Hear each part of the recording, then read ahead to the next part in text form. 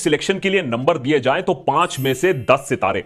अगर writer director Abhishek Sharma को audience का मूड भांपने का प्राइस दिया जाए तो नोबेल प्राइस भी कम रहेगा। और अगर प्रोड्यूसर्स को पैसा वसूल पॉपकॉर्न एंटरटेनमेंट ही बनाना था तो शायद उन लोग सक्सेसफुल हो चुके हैं। लेकिन अगर आप मुझसे पूछोगे कि भाई राम सेतु पिक्चर कैसी है, तो यह सवाल का जवाब देना थोड़ा मुश्किल हो जाएगा, क्योंकि लाख खामियां के बावजूद, 1000 नेगेटिव रिव्यूज के बावजूद यह पिक्चर साल का सबसे बड़ा हिट भी बन सकता है। लेकिन क्यों, आप पूछोगे? क्योंकि भाई राम सेतु पिक्चर नहीं है, यह एक इमोशन है जो दिल से आता है। इस इमोशन को समझने के लिए फिल्म रिव्यू नहीं, राम सेतु का पॉलिटिकल एंड सोशल रिव्यू की आवश्यकता है। राम सेतु, जिसका नाम एडम्स ब्रिज भी है, एक करीबन 50 किलोमीटर लंबा लाइमस्टोन शोल है भारत के रामेश्वरम और श्रीलंका के मन्नार आइलैंड के बीच। इस स्ट्रक्चर का महत्व दोनों हिंदू और मुस्लिम माइथोलॉजी में आपको मिलेगा।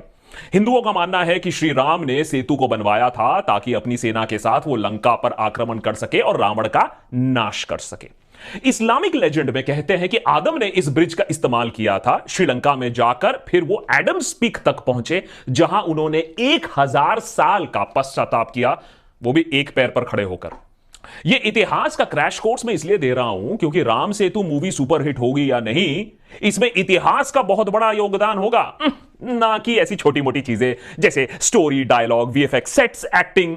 अरे यार, ये सब तो नॉर्मल पिक्चर में होता है, यहां बात अलौकिक हो रही है। दशकों से राम सेतु को लेकर दो विचारधाराएं हैं। एक साइंटिफिक ओपिनियन कि राम सेतु एक नेचुरल स्ट्रक्चर है जो कि टेक्टोनिक मूवमेंट्स और कोरल्स में सैंड फंसने के वजह से बनी। दूसरी जो विचारधारा है is a faith based opinion कि यह मेगा स्ट्रक्चर 7000 साल पहले भगवान श्री राम ने बनवाई थी। राम सेतु मूवी एक बहुत ही सच्चे और विवादास्पद घटना से शुरू होती है। 2004 में अपने कार्यकाल खत्म होने से बिल्कुल पहले अटल बिहारी वाजपेयी की एनडीए सरकार ने 3500 करोड़ का सेतु समुद्रम शिपिंग कैनाल प्रोजेक्ट को मंजूरी दी थी।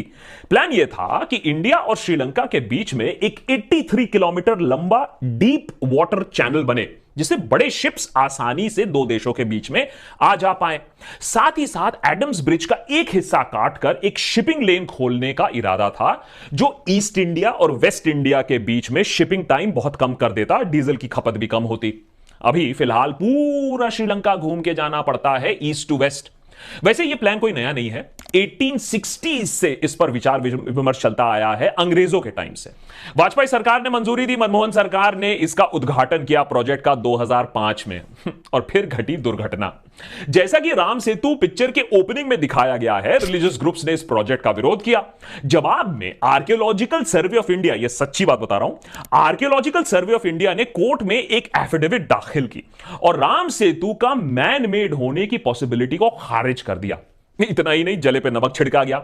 इस रिपोर्ट में यह भी कहा गया कि वाल्मीकि रामायण और रामचरितमानस बाय तुलसीदास और बाकी सारे जो माइथोलॉजिकल टेक्स्ट्स हैं, वो भारत का लिटरेरी इतिहास तो है, जरूर है, लेकिन इन्हें हम फैक्चुअल हिस्ट्री नहीं मान सकते हैं और इनमें लिखी घटनाएं सच में नहीं घटी हैं। बताइए, एएसआई ने ये जो लिख दिया, उसके बाद रियल लाइफ में भी काफी कांड हो गया था। एएसआई की ये जो दलील जो रियल लाइफ में दी गई थी सुप्रीम कोर्ट में, अक्षय पिक्चर की शुरुआत में यही लाइंस दोहराते हैं, क्योंकि after all Akshay is doctor Aryan Kulshreshtha, जो कि ना बाल कटवाने के लिए उनके पास टाइम है और ना श्री राम को मानने के लिए उनके पास टाइम है। वो एक आर्कियोलॉजिस्ट हैं, वो फैक्ट्स और साइंस को मानते हैं, भगवान को नहीं मानते हैं। अक्षय का ये जेएनयू टाइप एथीस्ट रूप देखकर लगा कि इनको क्या हो गया है, ऐसी बातें करेंगे तो लोग छोड़ेंगे नहीं। अबे क्या बच्चे की जान लेगा। लेकिन पिक्चर अभी शुरू हुई है, अक्षय का भी हृदय परिवर्तन होता है, पर जैसा रियल लाइफ में होता है वैसा ही अक्षय के साथ पिक्चर के शुरुआत में होता है। रामायण पर ही सवाल खड़े कर देने की वजह से उन्हें सस्पेंड कर दिया जाता है एएसआई से। और जैसे रियल लाइफ में होता है, राम सेतु अब एक रिलीजियस अफेयर बन जाता है, उसकी भावनाएं आ जाती है लोगों के बीच में। पिक्चर में भी बिल्कुल ऐसा होता है। अब ये श्री राम के नाम पर यह पिक्चर आगे बढ़ती है। जय श्री राम। पिक्चर का एक मूल आधार है, हिंदुओं के साथ जो सिविलाइजेशनल इनजस्टिस हुआ है, जो नाइंसाफियां हुई हैं, उसे उजागर करना, इतिहास के जो फॉल्ट लाइंस होते हैं उसे खुरेदना। चाहे वो अंग्रेजों का राम सेतु का नाम एडम्स ब्रिज बदल देना हो, शिपिंग इंडस्ट्री की मंशा की सेतु को तोड़ा जाए, या फिर अयोध्या के साफ साफ क्लियर एंड डायरेक्ट रेफरेंसेस, कूट कूट के ये एलिमेंट्स पिक्चर में भरे हुए हैं। पिक्चर के क्रिएटिव प्रोड्यूसर है डॉक्टर चंद्रप्रकाश द्विवेदी। जो नहीं जानते हैं, ये वही द्विवेदी जी हैं जिन्होंने सम्राट पृथ्वीराज को डायरेक्ट किया था। उस पिक्चर को मार्केट किया गया था हिंदुओं के लिए, ये पिक्चर बनाई गई है, लेकिन किसी कारण हेतु हिंदुओं ने ये पिक्चर ज्यादा बॉक्स माने थिएटर में जाकर देखा नहीं, बॉक्स ऑफिस में ये पिक्चर फ्लॉप हो गई।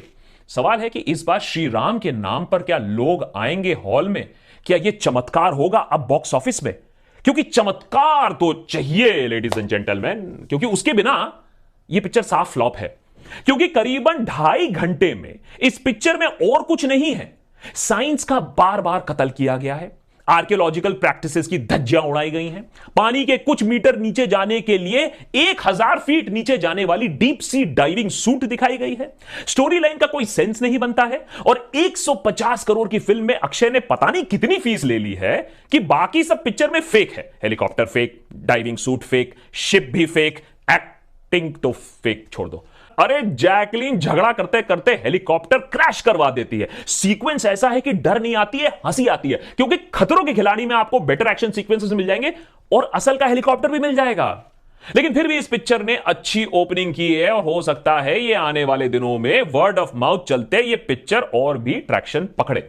हाल ही में हमने कांतारा के बारे में भी बात की। 16 करोड़ की पिक्चर 200 करोड़ पार कर चुकी है सिर्फ एंड सिर्फ वर्ड ऑफ माउथ की वजह से। राम सेतु के साथ भी ऐसा हो सकता है अगर पिक्चर वो एक काम ठीक से कर ले जिसके लिए उसे बनाया गया है, जो कि है रिलीजियस सेंटिमेंट्स को एक्सप्लॉइट करना, लोगों की धार्मिक भावनाओं के बूते पर टिकट्स बेचना। देखिए, राम सेतु का आइडिया जो है वो काफी ब्रिलियंट है, और साथ ही साथ अक्षय का जो कैरेक्टर है, जो एटलीस्ट थॉट है कि एक थोड़ा इंडियाना जोन्स होगा, थोड़ा निकोलस केज वाला नेशनल ट्रेजर होगा, इतिहास की खोज में मगन एक हीरो और उसके पीछे पड़े हुए हैं बदमाश गुंडे। अरे इसका तो फ्रेंचाइज बन सकता है पूरा का पूरा। हमारे देश और हमारी संस्कृति में इतने राज हैं, इतने अनआंसर्ड क्वेश्चंस हैं, लेकिन प्रोड्यूसर्स ने छोड़ा। अरे क्या करना है, अक्षय को पकड़ाओ, मोटा चेक, चश्मा पहनाओ, बाल लंबे करवाओ, जैकलीन को लिपस्टिक पहनाओ और वो लारा क्रॉफ्ट वाला जरा लुक दे दो और धर्म को बस डाल दो खतरे में। लोग अपने आप ही थिएटर में भागे भागे चले आएंगे। अक्षय ने भी फीस लेते समय सोचा होगा, ये पिक्चर कर रहा हूं राम भरोसे, क्योंकि 3 साल से सूर्यवंशी को छोड़ के एक पिक्चर ना चल पाई उनकी। इस साल तो बच्चन पांडे, सम्राट पृथ्वीराज और रक्षाबंधन तीनों मेगा फ्लॉप। मैं सच में मानता हूं कि हमारे देश में Indiana Jones, National Treasure, Lara Croft और हमारे इतिहास को लेकर पिक्चरें बननी चाहिए, लेकिन ये अमर चित्र कथा लेवल, कॉमिक लेवल से बाहर आना पड़ेगा अगर आपको 70 mm पर उतरना है तो। अब प्रोड्यूसर्स का भी क्या कहें, उनकी क्या गलती है, सब तो धर्म की बहसाकी लेकर लोगों को उल्लू बनाने में बिजी है। कल ही की बात ले लो, अरविंद केजरीवाल ने भी कहा कि मैं क्यों पीछे रहूं, सभी कर रहे मैं भी करूंगा। मांग कर दी मोदी सरकार से कि करेंसी नोट पर लक्ष्मी जी और गणेश जी की छवि होनी चाहिए, भाई तभी होगी देश की वृद्धि। एक फकीरी है आपके स्वभाव में। लेकिन अगर गलती से पिक्चर नहीं चलती है, लोग हॉल में इस पिक्चर को रिजेक्ट कर देते हैं, तो हम इस बात की फिर कल्पना कर सकते हैं कि लोग अब इस फॉर्मूला को समझ चुके हैं, इससे ऊब गए हैं।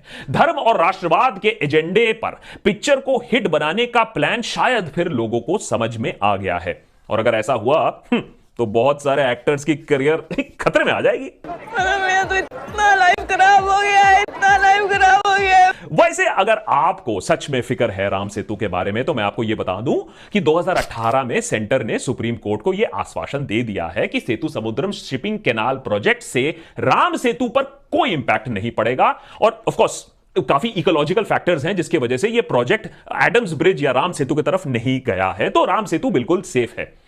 आज के डेट में सुप्रीम कोर्ट में एक और दिलचस्प केस चल रहा है, जो सुब्रमण्यम स्वामी ने दर्ज किया है कोर्ट में, कि सुप्रीम कोर्ट सेंटर को आदेश दे कि राम सेतु को एक नेशनल हेरिटेज मॉन्यूमेंट घोषित कर दिया जाए। अब सेंटर राम सेतु को मॉन्यूमेंट कैसे बोलेगी और कैसे घोषित करेगी, यह देखने वाली बात है। लेकिन हां, सरस्वती नदी और राम सेतु पर बड़ी बड़ी डींगे हाँकने वाली सरकार ने पिछले 8 सालों में इसके बारे में क्या किया है, कितनी खोज की है, कितना पैसा लगाया है, आपको मालूम हो तो बता दीजिएगा कमेंट्स में। मुझे तो ना समझ में आया, मुझे तो रिसर्च में नहीं मिला।